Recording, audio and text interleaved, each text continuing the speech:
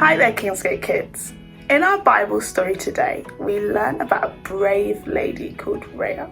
Even though Rahab lived a sinful life and was known for the wrong things, she decided to change when she heard about the amazing things that God had done, like God rescuing his people from Egypt when they had been slaves, through making a path through the sea so that they could escape. Rahab made the brave choice to turn away from the wrong things and trust in God instead. And when she did, she helped make God's plan happen in Jericho. Later in her life, she married one of God's people. And we heard in the video story today that one of her descendants was King David and another descendant was Jesus. So let's remember the story together. What was the name of the city where Joshua sent 2 spies? Yep, it was Jericho. And whose house did the spies stay in?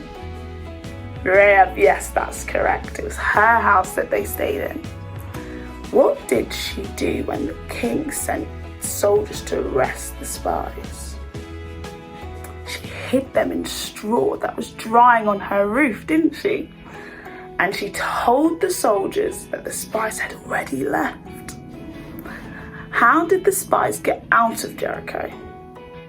They climbed down the rope that Rahab put out of her window. But why did Rahab put a red cord in her window when God's people came back to Jericho? It was so that God's people would know where she lived and make sure that everyone in her house would not get hurt. Isn't that amazing? Years later, who was one of Rahab's descendants? King David. And who was another descendant? Yep, Jesus. Jesus is part of the same family as Rahab. It's exciting to hear that God used Rahab to make his plan happen. And God can use us too to make his plan of showing his love to people. And when we mess up and do things wrong, God will forgive us just as he forgave Rahab. And when we are free to do what God asks us to do, you might want to join us in today's prayer to say sorry to God for the wrong things we've done and ask for forgiveness.